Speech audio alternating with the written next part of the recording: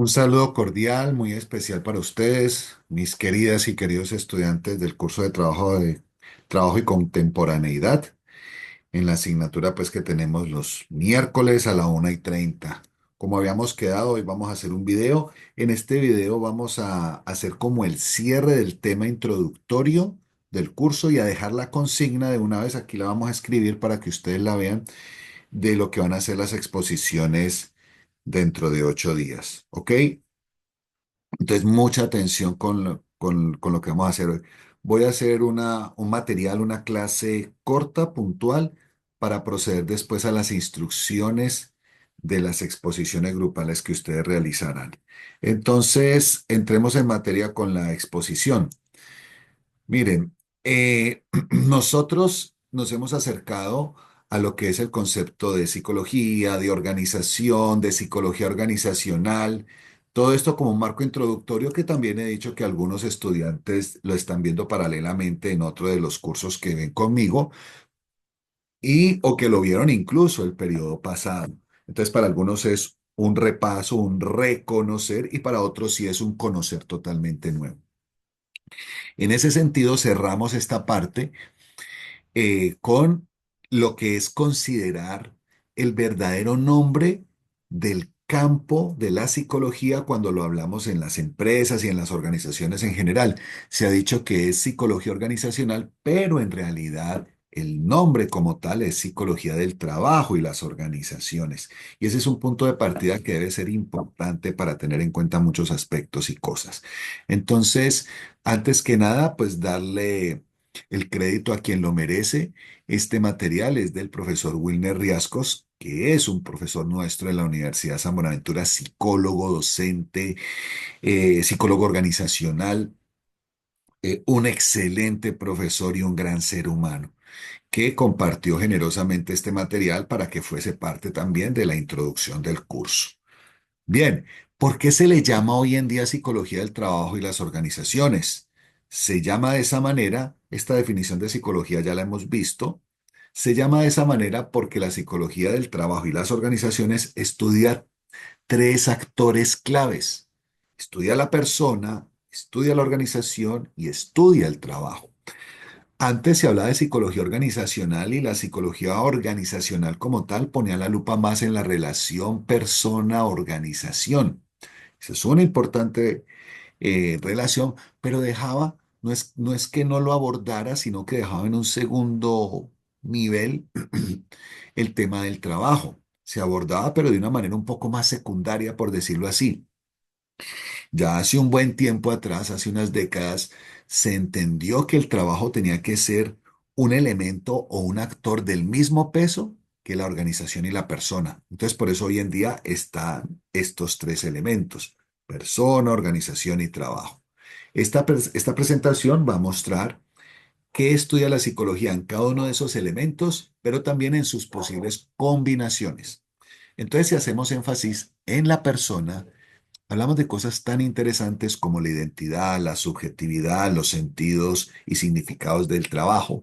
Y en ese sentido, estaríamos hablando de cómo la psicología aborda, por ejemplo, cómo una persona ve su trabajo y si lo incorpora o no a la identidad. Mire usted cosas tan curiosas como esta.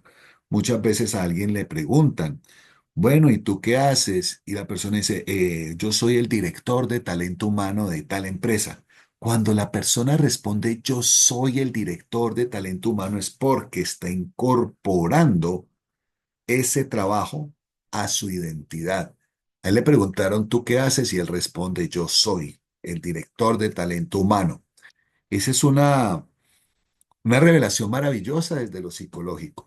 Cuando la persona no tiene incorporado dentro de sí la identidad en su trabajo, podría decir, por ejemplo, le preguntan, ¿tú qué haces? Ah, no, yo trabajo como coordinador del área de mercadeo. Seguramente ese puesto le gusta, lo hace muy bien, pero no lo vincula con su personalidad. Uno tiene estudiantes de psicología, estudiantes universitarios en general, que estudian y trabajan.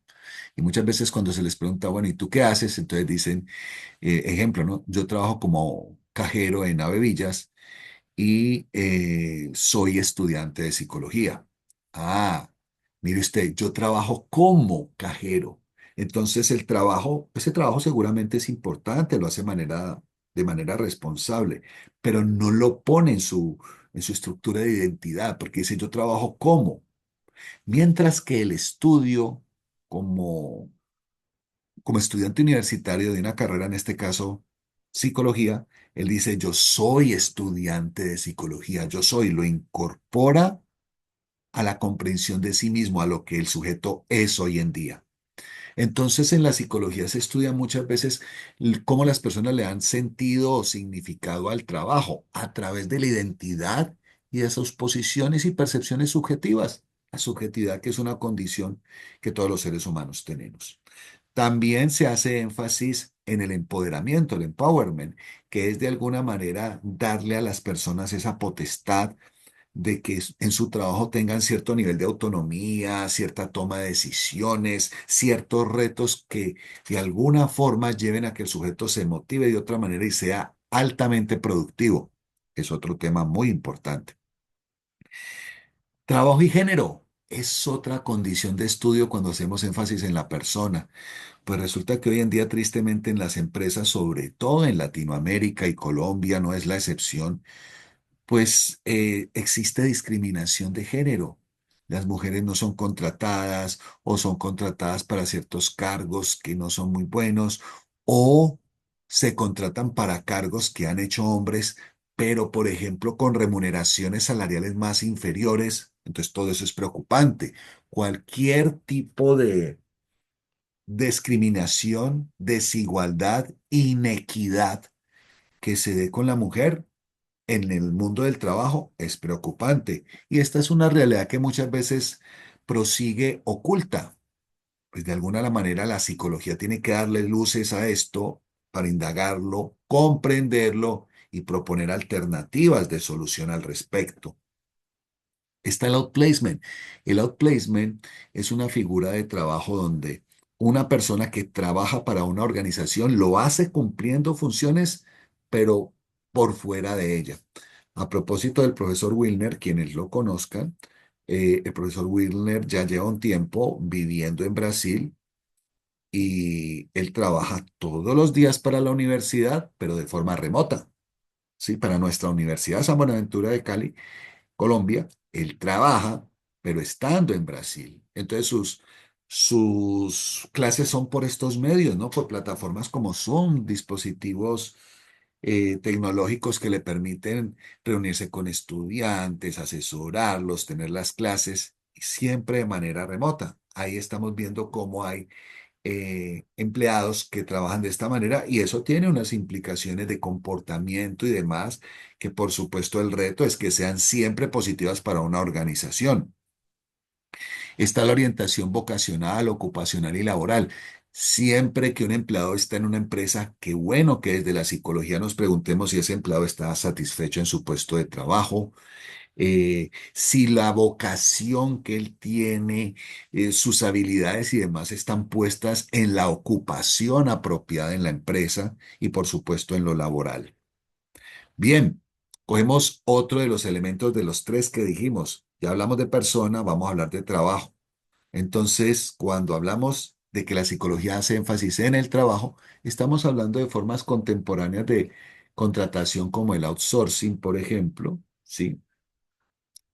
¿Qué es el outsourcing? Es la tercerización del trabajo. Entonces, ¿qué ocurre aquí? Un poco al revés que el outplacement. La persona trabaja en la empresa, en la organización, pero no es contratada por ella, es contratada por un tercero. Un buen ejemplo para que lo entendamos está en nuestra propia Universidad San Buenaventura, donde los guardas no son empleados directos de la empresa. Los paga eh, los pone una empresa de seguridad. No recuerdo cuál es a propósito el nombre de la empresa de seguridad de la San Buenaventura. Voy a decir cualquier cosa, vamos a suponer que es Seguridad Atlas.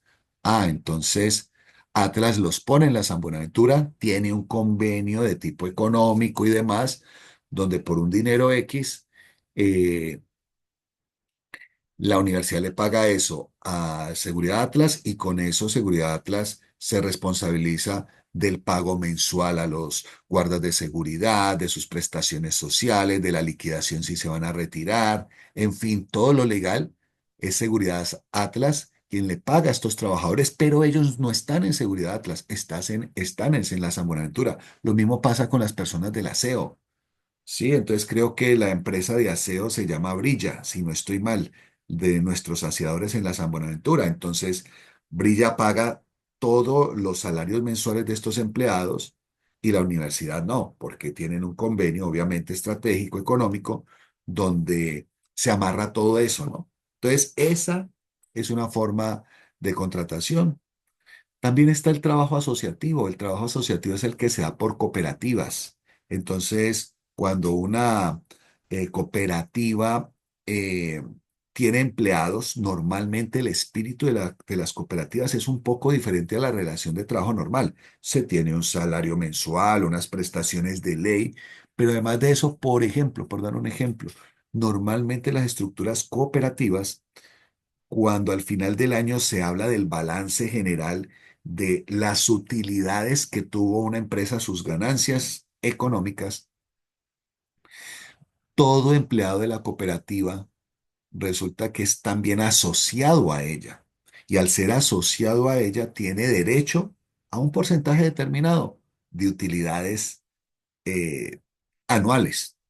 Entonces, por ley eso se tiene que aplicar. Tristemente en Colombia, disculpen que utilice esta palabra, se ha prostituido mucho ese modelo de cooperativismo y sobre todo en los años 80, 90, principios de este siglo, o sea, los primeros años del 2000 ese modelo le metían goles, o sea, no lo cumplían para los trabajadores y hacían unos contratos bastante ambiguos y demás. Y esto fue tan delicado que finalmente el Ministerio de Trabajo tuvo que poner en cintura muchas empresas del sector cooperativo, algunas sancionarlas ejemplarmente, lo que implicó cerrarlas, otras, digamos, sancionadas, pero con posibilidad de cambiar cosas. Y por eso usted va a ver que hoy en día, aunque existen en Colombia cooperativas, la verdad, el número de ellas ha disminuido significativamente, porque es un modelo muy interesante de trabajo, pero es un modelo complejo y que por lo menos culturalmente nosotros no hemos tenido pues la responsabilidad de aplicarlo apropiadamente. Ecuador es un buen modelo, o bueno, fue por mucho tiempo, no sé en la actualidad, pero más o menos, que lo puedo decir de mano directa, más o menos hasta el 2010, yo podría decir que las empresas ecuatorianas prácticamente todas trabajaban bajo el esquema de trabajo asociativo, cooperativo, con los beneficios que les estoy contando como ejemplo. Bien, está el teletrabajo pues todos lo conocemos. Antes de pandemia el teletrabajo era algo que conocíamos, pero que era como exótico, ¿no? Que uno decía eso se da en Europa, en Estados Unidos, en Canadá, pero pues no era como muy cotidiano en nuestros países y en nuestra mentalidad cultural. Llegó la pandemia y eso cambió. Y hoy el teletrabajo está mucho más cercano en la vida pues, de prácticamente todo el planeta. Y eso tiene unas implicaciones positivas y negativas que hay que saber comprender y la psicología nos invita a aportar a ese análisis. Y está el empleo normal. El empleo normal, cuando digo empleo normal, es con un contrato tradicional, con ingresos mensuales, con derecho a una prima, liquidaciones, bueno, todos los factores prestacionales que la ley ampara al respecto. Todo eso lo estudia la psicología. La psicología también estudia el tema de empleo y desempleo. ¿Por qué empleo y desempleo? Porque lo contrario al empleo es estar desempleado y desocupado, y normalmente en culturas como la nuestra, estar desempleado o desocupado es estigmatizante. Ustedes, queridas y queridos estudiantes, son empleados. Usted dirá, pero ¿cómo así si yo no trabajo en ninguna empresa? Más allá de que usted trabaje o no en una empresa, porque algunos, insisto, son estudiantes y además trabajan, usted es empleado académico, o yo le he dicho también trabajador académico, porque usted emplea tiempo para hacer actividades regulares y constantes, al menos por unos meses que dura un semestre. Entonces usted está empleada, empleado. destina o emplea su tiempo a labores, trabaja.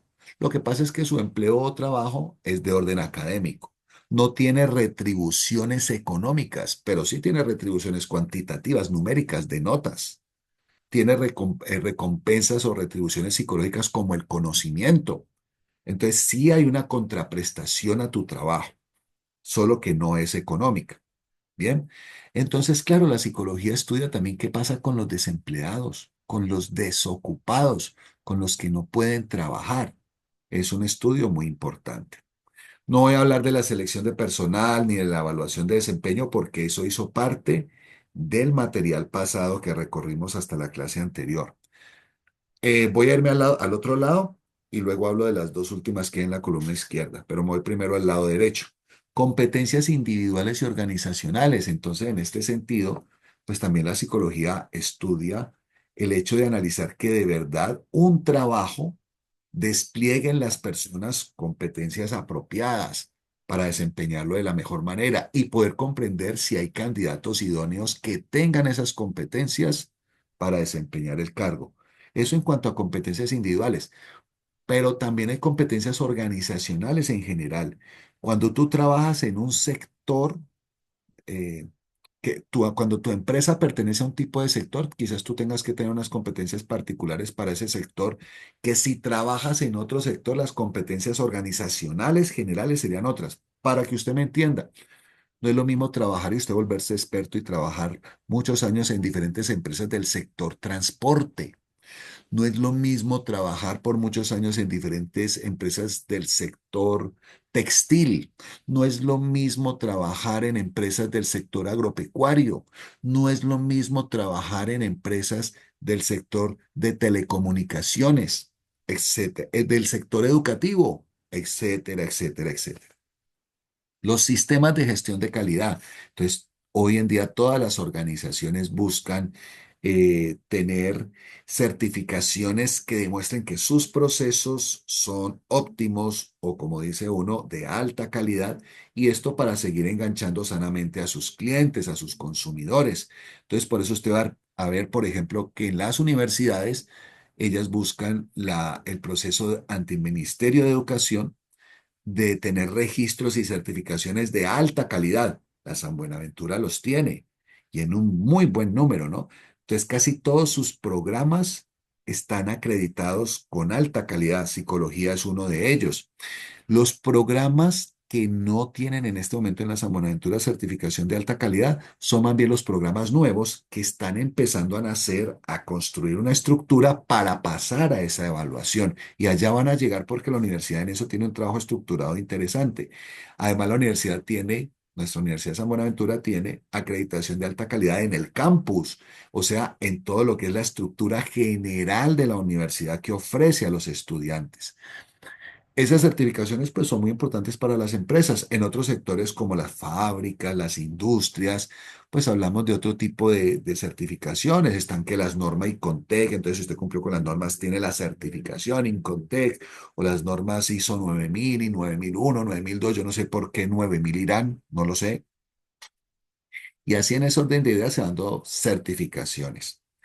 Procesos grupales no voy a hablar de ello tampoco porque en la presentación anterior hablábamos de grupos, hablábamos de la diferencia, pero también las relaciones entre grupos y equipos. Entonces está enfocado hacia el trabajo que se genera por grupos y por equipos, ¿sí? Vámonos a contrato psicológico, ya la parte inferior de la columna derecha. Cuando hablamos de contrato psicológico, entiéndalo usted como los acuerdos subjetivos, ¿sí? De tipo emocional que se puede dar entre empleador y empleado. Entonces, bueno, empleador y empleado no. El sujeto está a punto de ser contratado, todavía no es empleado. Y todavía el que está haciendo la entrevista no está representando al empleador. Están en esa entrevista donde están a punto de cerrar el acuerdo para que esa persona ya se convierta en empleado y trabajador de la empresa. Entonces el empleador le puede decir al empleado, por ejemplo, vea, usted quedó, entonces inicie cuanto antes, vamos a iniciar su proceso, usted es un buen candidato, no se vaya por otras opciones. Esto es un ejemplo, ¿no? No se vaya por otras opciones. Nosotros aquí, si a usted le va bien en nuestro primer año de trabajo, si le va bien en las evaluaciones y demás, vea, le prometemos en la empresa que usted al siguiente año ya va a estar en otro puesto que es de mayor reto, de mayor desafío, de mayor responsabilidad y, por supuesto, con una mayor retribución económica. La persona acepta. Pues resulta que acontece que en ese momento se generó un contrato psicológico. La empresa no coloca eso que dijo el que entrevistó en el contrato de papel, en el contrato normal, en el contrato legal. Eso no queda ahí, jamás, ¿sí? Es un acuerdo subjetivo. ¿Y qué pasa si de pronto el sujeto cumplió el año, le fue muy bien en todas las evaluaciones y resulta que pasó el primer mes, el segundo, y nada que le notifican de ser ascendido y cambiar de puesto y mucho menos de remuneración? Y al tercer mes está desesperado y va y habla con quien lo entrevistó y le dice, ay, sí, claro, yo hablé contigo de eso, lo recuerdo, lo siento mucho, pero en este momento estamos en recorte de presupuesto, no te podemos ni ascender a ese puesto y mucho menos subirte el salario. Pues resulta que entonces la empresa incumplió el contrato psicológico. Lo que pasa es que el incumplimiento del contrato psicológico hasta ahora, no tiene implicaciones legales ni sanciones para la empresa. Pero esto puede funcionar al revés, ¿no? Es el empleado, el sujeto que está en la entrevista que le dice a quien lo entrevista, venga, contráteme, yo soy el candidato ideal para usted, yo soy una persona trabajadora, no, yo trabajo, yo sé que el trabajo es de lunes a viernes, pero si usted necesita un sábado, un domingo, yo estoy dispuesto a darla toda, que no sé qué, y te contratan, todo va muy bien y por ahí al segundo mes la empresa te dice, venga, es que tenemos una urgencia y vamos a venir todos a trabajar el sábado para suplir esa urgencia, nos acompaña. Y usted dice, no, perdóneme, pero mi trabajo es de lunes a viernes. No, yo no voy a venir. Entonces eres tú, es esa persona la que incumplió el contrato psicológico. Entonces entendamos que el incumplimiento puede estar en ambas partes, lo que lleva a que ambas partes deban tener conciencia de lo que están diciendo a la hora de generar eh, la relación laboral, de formalizarla. Tanto el dueño de la empresa o quien lo representa en esa entrevista, como el posible trabajador, ambos tienen que ser muy conscientes de lo que, a lo que se están comprometiendo para no crear falsas ilusiones. Eso es con respecto a contrato psicológico. Viene el tema de emprendimiento. Entonces, en el tema de emprendimiento, ¿sí? Ya estamos hablando de cómo las personas deberían poder crear sus propias ideas de negocio para generar trabajos nuevos, no pensar únicamente en la relación de yo ser empleado, ir a buscar empleo. No, qué bueno que yo también tenga la formación, la habilidad para proponer ideas de negocio. En eso nosotros en las universidades todavía nos falta fortalecer cursos en emprendimiento. Por ejemplo, en la San Buenaventura se tienen, sí, pero son cursos de corta duración que se dan a veces en los periodos intersemestrales o es una electiva que se da en un momento dado y no más. Debería haber una continuidad en diferentes semestres donde haya niveles de este curso para que finalmente uno tuviera una formación potente en pensarse en ideas de negocio.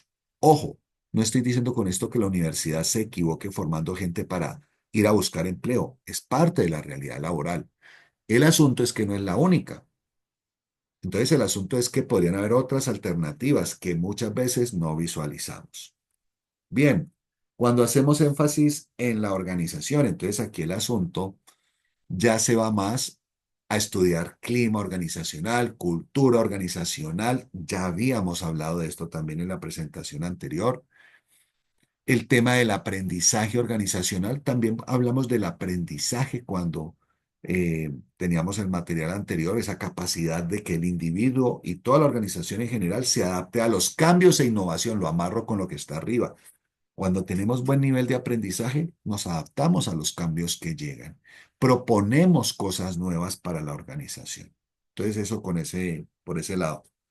Gestión del conocimiento. Entonces, en la gestión del conocimiento, tenemos que entender que las empresas hoy en día saben que es muy importante tener la información y transformarla en conocimiento. De nada sirve que tú tengas, esto es un ejemplo, ¿no? Que voy a fantasear. un libro que se llame ¿Cómo ser el mejor profesional en psicología del mundo? ¿Cómo ser el mejor profesional de psicología del mundo? Imagínense usted un libro con ese título. Vamos a suponer además que el contenido del libro tiene información que es real y que efectivamente así puede ser. Y usted el libro lo tiene y lo tiene en su biblioteca y lo tiene puesto. Lo compró y jamás lo leyó. Nunca lo abrió. Ahí quedó. Entonces resulta que usted tiene la información, sí, usted tiene la información, pero no tiene el conocimiento. Entonces conocimiento va a implicar leer el libro, comprenderlo, devolverse a las partes que no entendió, encontrar alternativas para desenredarlo y profundizar en su comprensión, aplicarlo, aplicarlo, equivocarse en la aplicación, mejorar la aplicación hasta tener una mejor versión de cómo aplicarlo. Y resulta que usted llega a la meta deseada. Eso es conocimiento. Y eso es a lo que las empresas hoy apuntan, ¿no? No se pueden quedar con la información porque con la información yo aún no tengo nada significativo. Bien, diversidad en las organizaciones, tema muy importante. Cuando hablamos de diversidad en las organizaciones, por un lado está el tema de género que lo mencionábamos ahora atrás, pero también están otros fenómenos como, por ejemplo, la discriminación por raza. O sea, te están limitando la diversidad, porque entonces resulta que hay una raza que no la dejan entrar a una empresa. Esto pasa tristemente en algunas organizaciones. O por creencias religiosas te discriminan. No te dejan tener diversidad en creencias religiosas. O por tu orientación sexual. O por tus características físicas. Porque eres muy obeso, o porque eres muy delgado, porque eres muy alto, o porque eres muy bajo. O por tener tatuajes. En este tema hay muchos ejemplos. Y claro, la psicología tiene un reto para entender en las organizaciones cómo podemos manejar de una manera apropiada, justa y humana el tema de la diversidad. Y el punto de redes y relaciones intra e interorganizacionales. Entonces, una organización interiormente, tiene que funcionar muy bien, tiene que construir redes de trabajo. Los equipos son los que potencializan la probabilidad de crear buenas redes al interior. Pero además de esto, las empresas crean redes interorganizacionales, se asocian con otras, crean convenios, estrategias para juntas fortalecerse y tener un mercado más amplio a quien ofrecerle sus productos. Ejemplo, usted va a Hamburguesas del Corral y allá solo le venden productos Coca-Cola. Ay, que es que quiere una Pepsi. No, señor. Aquí solamente hay productos Coca-Cola y hay una diversidad, escoja. En cambio, va a Kentucky Fried Chicken. Entonces allá usted va y dice, ¿quiere una Coca-Cola? No, señor, aquí tenemos solo productos de Pepsi y sus derivados, pero aquí están. Entonces, ahí se crean alianzas entre las empresas. Eso es interorganizacional. Ahora vamos a mirar combinaciones. ¿Qué estudia la psicología del trabajo y las organizaciones en relación a lo que es el trabajo y la organización? Pues por un lado, la calidad de vida, fomentar espacios sanos de bienestar para evitar el malestar. Por eso usted se va a dar cuenta que las empresas tienen programas de bienestar laboral y el psicólogo o la profesional en psicología tiene mucho que aportar ahí al respecto. ¿Por qué se habla de bienestar en las empresas? Es precisamente por evitar el malestar o combatir el malestar.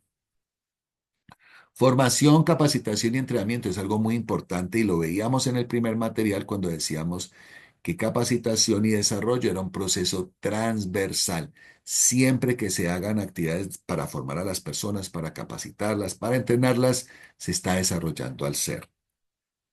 ¿Qué pasa cuando hablamos de la combinación persona-organización?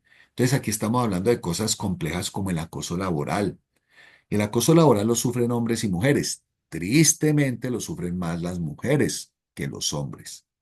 Y en ese sentido, pues hay cosas que preocupan mucho. Por ejemplo, el acoso laboral hacia la mujer cuando se le da excesiva carga, que esto también pasa en los hombres, ¿no? Insisto.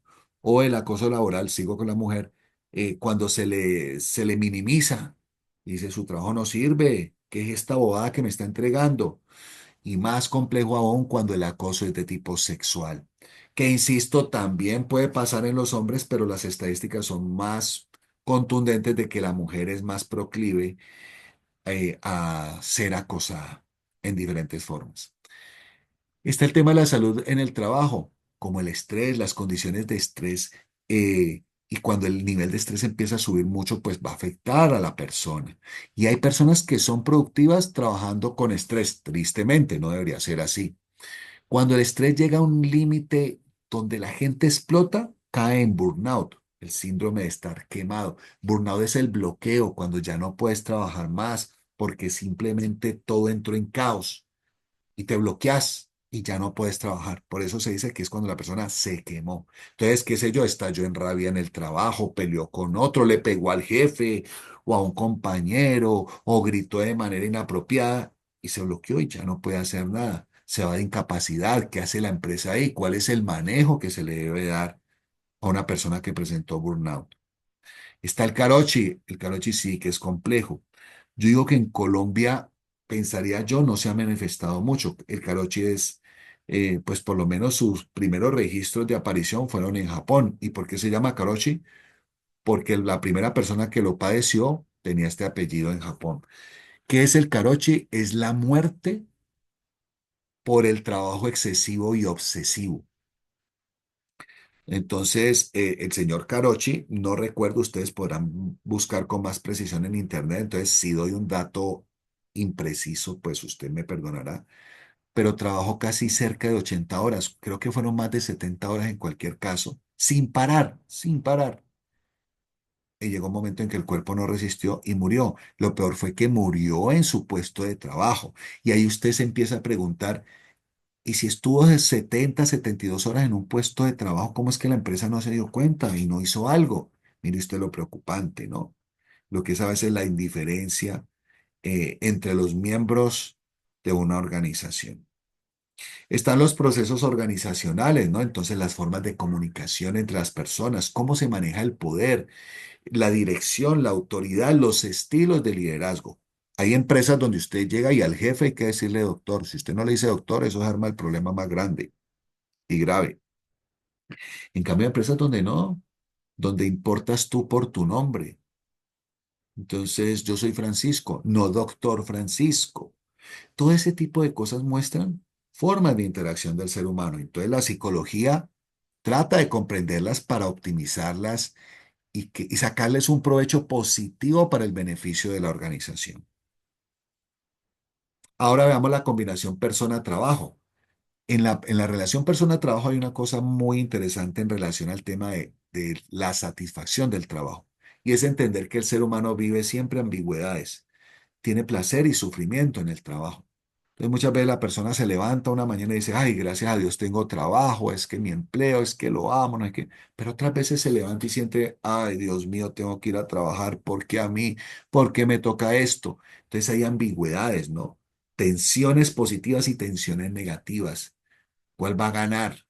¿Cómo puede contribuir a la psicología a que se sienta más bien un estado de satisfacción, de motivación y no un estado de dolor, de sufrimiento? ¿Mm? Por eso ahí va ligada la motivación en el trabajo, ¿no? El factor motivacional. Dice además aspectos psicodinámicos del trabajo. Entonces ahí estamos hablando de cómo el propio psicoanálisis tiene elementos y conceptos interesantes para estudiar el comportamiento de las personas en las organizaciones. Y se hacen estudios al respecto, ¿sí? Entonces, por ejemplo, por dar un pequeño ejemplo, ¿no? Ese trabajador que ve en su empresa a ese padre castigador con un super yo muy rígido, de exigencia hasta de maltrato, pero del cual no me desprendo jamás. O por el contrario, el trabajador que siente que su empresa es como esa mamá generosa que le da su seno materno para él chuparlo y ganar todo lo que pueda, pero es una madre además permisiva y acolitante. A veces las empresas son así con ciertos trabajadores y la persona sin darse cuenta, por supuesto, de forma inconsciente, crea este tipo de relaciones y asociaciones mentales y dependencias que no siempre son apropiadas. El psicoanálisis puede ofrecer alternativas interesantes de comprensión. Es una opción más para comprender las personas con los trabajos. Ya hablamos de las emociones del trabajo cuando hablamos de motivación y demás. Y finalmente en este punto está la responsabilidad empresarial. Cuando las empresas, sobre todo esto las empresas medianas y grandes, están prácticamente obligadas a hacer actividades que no sean únicamente ganar el dinero de la sociedad con sus productos.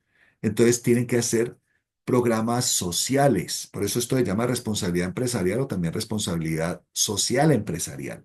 Entonces, por ejemplo, Coca-Cola tiene programas para en comunidades pobres capacitarlos, fomentar emprendimientos, ideas de negocios y muchas veces hasta ideas de negocios que le sirvan a Coca-Cola. Y entonces, ¿qué pasa? Coca-Cola capacita a estas personas para luego comprarle los productos a ellos, ¿sí? Entonces, les enseñan a hacer bordados, etiquetas del logo de Coca-Cola, que después Coca-Cola utiliza para varias estrategias de sus productos y demás. Entonces, Coca-Cola, aparte de instruirlos, les compra. Ahí hay un ejemplo bueno de responsabilidad empresarial. Colgate con su programa del doctor Muelitas. Entonces, el doctor Muelitas eh, es que Colgate hace campañas también en barrios pobres y demás, y se va de manera gratuita con camión grande, donde han montado allí una sala de odontología en el camión, y hay odontólogos que atienden a las personas y entonces le hacen jornada de salud, higiene oral, sin ningún costo. Ahí hay un ejemplo interesante de responsabilidad empresarial. Bien, ya para terminar, estamos llegando al final para explicar el trabajo. Entonces, la psicología, nos quedan dos diapositivas. La psicología explora eh, el mundo del trabajo y las organizaciones, lo hace de manera cuantitativa y cualitativa. Cuantitativa es con herramientas e instrumentos como los cuestionarios, los test, las pruebas de personalidad, ¿sí? Entonces son instrumentos importantes e interesantes, pero también tiene aproximaciones cualitativas, descriptivas, como la etnografía, el analizar el discurso de las personas a través de cómo ellos tienen sus prácticas discursivas, cómo se comunican en la cotidianidad. Eso que les decía yo ahora de que, por ejemplo, empresas donde si no se le dice jefe al otro, eso hay un problema. Ahí hay un asunto del discurso que hay que analizar, ¿no? ¿Sí? ¿Y cómo es eso en el sentido cotidiano, en la cotidianidad? ¿No? Finalmente, finalmente, hablamos de la psicología social como intersección de la psicología del trabajo y las organizaciones. Es la primera que está en la lista porque es quizás para muchos la más cercana a la psicología organizacional o a la psicología del trabajo y las organizaciones. ¿Sí? Eh, para muchos, la psicología organizacional o del trabajo y las organizaciones es hija de la psicología social. Puede ser. Y para muchos también otra hija de la psicología social es la psicología del consumidor. Pero además, todas las psicologías de una u otra manera, sus campos de aplicación se entretejen y tienen intersecciones. Entonces, la psicología del trabajo y las organizaciones no puede estar alejada de la ambiental, de la jurídica, de la forense, de la deportiva, de la clínica, de la social comunitaria o educativa, bueno, en fin, de todas. Pero además, la psicología organizacional o del trabajo y las organizaciones tiene conexiones con otras disciplinas. Ahí usted ve el listado. Con todas tiene una relación. Por eso hoy en día es que uno habla de la interdisciplinaridad, ¿sí? Pero también hay la intradisciplinaridad. Nuestra propia psicología tiene que relacionarse con la clínica. Yo porque me vaya por la línea organizacional no dejo de tener conexión con lo clínico. O el que se fue por lo clínico no crea que no va a tener relaciones con la organizacional y la educativa y todos los contextos. Entonces, ese es otro punto muy importante para señalar. Bien, muestro entonces cuál es cuál es la actividad a realizar. ¿Ok? Aquí tengo que hacer un ajuste, entonces lo voy a hacer delante de ustedes. Esto es para el 5 de marzo, entonces el próximo miércoles que nos veamos, 5 de marzo. Y aquí también tengo que hacer un ajuste, ¿no? Entonces, vamos a decir que vamos a posibilitar grupos de 4 a 6 personas. Significa que, ojo, no acepto grupos menores a 3, mejor dicho, de 3 para abajo, no, ni tampoco de 6 para arriba. Pueden ser 4, 5 o 6 personas. Tenemos que asignar las temáticas, jóvenes. Entonces ese es un problema porque pues si hubiéramos estado presenciales hoy, lo habíamos hecho de una vez en el salón de clase. Al no ser posible, a todos los grupos o equipos, perdón, de exposición, les voy a pedir un favor muy especial. Ojo con esto que voy a decir. Un representante de cada grupo, un representante de cada grupo, me escribe por el correo institucional. Yo creo que todos tienen mi correo, pero escribámoslo por aquí. Voy a escribirlo por aquí. fjsalasa@usbcali.edu.co. Entonces, de esta presentación, si ustedes ven, nosotros nombramos las temáticas, pero yo di una descripción general, una descripción global, ¿sí? Entonces, la idea es que voy a asignar, dependiendo del orden en que me vayan llegando los mensajes de cada equipo, voy asignando un tema, ¿ok? Entonces, ojo, el correo me lo tiene que enviar un representante del grupo, del equipo. Si es un equipo de 4, no, los 4 no me van a enviar el correo porque me vuelvo loco, ¿ok? No. Uno me lo envía, me escribe allí, profesor, nosotros somos, y colocan los nombres de esos 4, 5 o 6 integrantes, le pedimos nos asigne un tema. Entonces, yo les respondo durante el día de hoy, máximo hasta mañana antes del mediodía, pero buscaré que hoy mismo, si se puede, así sea en la noche, le responda a todos, o insisto, si no, mañana en la mañana todos los equipos tendrán sus temas. ¿Cuáles van a ser los temas? Yo los voy a seleccionar, algunos temas de los que hay aquí interesantes, serán rifados o se los voy dando pues por el orden en que ustedes vayan apareciendo. Entonces, por ejemplo, habrá un grupo que hable de contrato psicológico, habrá un grupo que hable de, de estrés y burnout, habrá otro grupo que hable de acoso laboral, habrá otro grupo que hable de responsabilidad empresarial, en fin. ¿Y qué es lo que tienen que hacer con el tema que se les asigne? Entonces ampliemos aquí la diapositiva. Entonces lo que tienen que hacer es, bueno, en una diapositiva, el título de la temática asignada y los integrantes. Muy bien. ¿Qué viene después de ello? Ese, esa temática que le asigné al grupo, al equipo, entonces deben tener dos conceptos de ese tema asignado, buscar dos autores, dos fuentes con referencia bibliográfica al respecto. ¿Ok? Eso es lo importante de ese siguiente punto. Dos conceptos, no le pido más, no le pido ni 3 ni 4, no, dos, que están profundizando el tema, porque yo lo toqué hoy, pero de una manera general y global. La idea es que ustedes lo profundicen. ¿Qué viene después de eso? Los ejemplos prácticos de la realidad.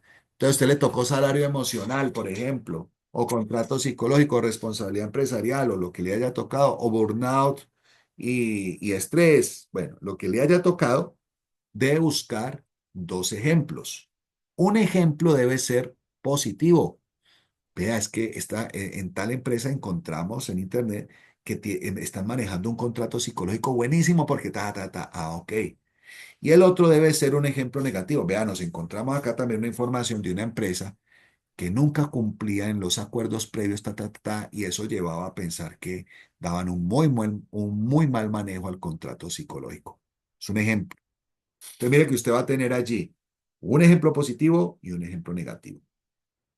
Luego vamos a las conclusiones. Este punto para mí es muy importante, porque usted tuvo un punto donde puso dos conceptos del tema, uno donde puso dos ejemplos prácticos, un ejemplo positivo y un ejemplo negativo. Entonces ahora vienen las conclusiones analíticas. ¿Qué concluimos del tema? ¿Qué nos llamó más la atención de él? ¿Cómo lo vemos en nuestra realidad en Colombia de acuerdo a lo que ustedes indagaron? ¿Qué puede pasar en perspectivas futuras sobre ese tema? El punto de análisis para mí es muy importante. Ese de conclusiones, análisis, es muy importante. Recuerden además que van a tener una pregunta para lo que nosotros llamamos el público, o sea, sus compañeras o compañeros estudiantes que les van a estar escuchando. ¿Sí? Recuerden que esto lo hacemos con toda la consigna tradicional que hemos manejado que explicamos en la primera o segunda clase de cómo íbamos a hacer las exposiciones evaluativas, ¿sí? Y el tiempo va a ser más o menos de 15, máximo 17 minutos por equipo, ¿ok? Yo estaré cronometrando y les diré, y tenemos pues que dinamizar. Entonces, si Dios quiere, el próximo miércoles a la 1:30 les pido que hagamos todos el esfuerzo, por supuesto yo también, de estar a esa hora en punto. Ojalá yo llegara y me encontrara que un grupo espontáneamente ya tuviera su presentación lista ahí en el video BIM y puesta allí para que arranquemos. Sería genial, sería una iniciativa de ustedes, porque esto no va a tener orden, ¿no? Yo reparto los temas y simplemente aleatoriamente voy a ir seleccionando qué grupos, qué equipos van saliendo. Entonces, si hay uno que sea voluntario, eso lo apreciaría y lo valoraría muchísimo. Bien, eso es todo. Voy finalizando. Les agradezco mucho su atención. Si tienen inquietudes o preguntas, pues también me las hacen. También en el transcurso del día les estaré enviando este material, pero igual ya tienen el video. Este video lo voy a subir en un enlace de YouTube, ¿sí? Donde subo algunos videos así de clases académicas cuando se dan estas cosas. Entonces, en unos minutos que esté cargado, se los envío a ustedes cuando estemos ya cercanos a la hora habitual de clase que tenemos, que es la 1:30. Entonces, yo se los estaré enviando eh, más o menos a esa hora o antecito de la 1 de la tarde, entre la 1 y 1:30, mejor dicho. Bueno, ha sido un placer. Me encanta. Espero que hayan acompañado este video hasta el final y nos vemos la próxima semana en sus exposiciones. Chao, chao.